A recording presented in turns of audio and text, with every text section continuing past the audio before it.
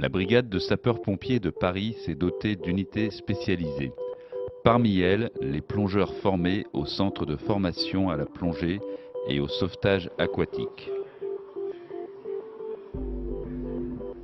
L'école de plongée forme environ par an 70 plongeurs sur 13 formations différentes, allant de la formation de base du certificat technique élémentaire de spécialiste intervention subaquatique jusqu'au dernier niveau pour former des directeurs de plongée. À l'intérieur de ces formations de base, on aura des formations plus spécialisées, comme le travaux subaquatiques d'urgence, la surface non libre, qui va intégrer 3 différents niveaux de formation. Premier degré, inférieur à une distance préconisée, deuxième degré, et le troisième degré sera destiné au directeur de plongée pour faire de la formation de ces spécialistes.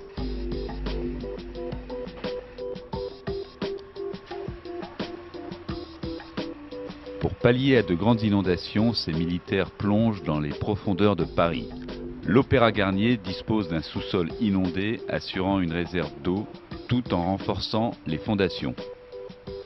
Ici s'entraînent les spécialistes surface non libre, une spécialité inspirée de la plongée souterraine. Cet édifice comporte une cuve complètement immergée dans ses sous-sols, une cuve de 1600 m² qui représente à peu près la surface du plancher de Seine et qui a été voulu comme ça par Garnier pour assurer les fondations de son établissement.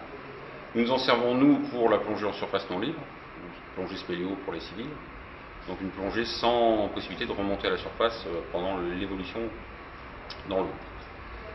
En tant que centre de formation, nous venons ici donc pratiquer des entraînements réguliers et nous faisons des stages de formation à ces techniques de SNL.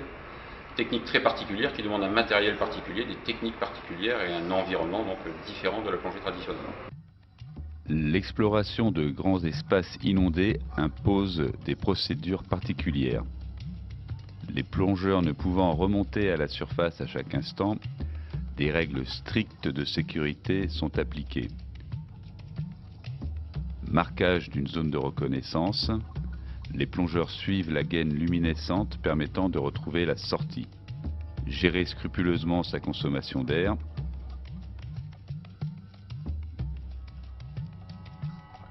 La recherche de victimes dans les poches d'air est la priorité.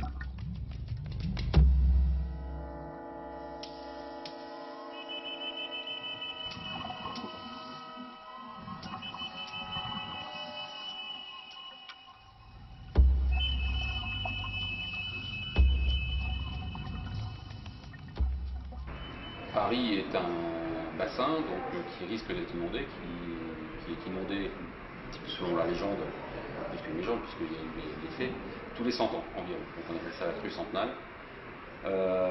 La zone de défense de Paris prend ça très au sérieux et a mis un plan en place. Donc la brigade des pompiers de Paris, en tant que bras secours du préfet de police, est mis dans la boucle. Et donc les techniques du SNL sont aussi faites pour parer à toutes les reconnaissances qu'on devrait faire dans toutes les caves, tous les immeubles, voire les appartements, en cas d'inondation de la ville de Paris. La brigade est à la pointe de cette technique. De ce fait, elle reçoit de nombreux plongeurs d'autres spécialités, français et étrangers.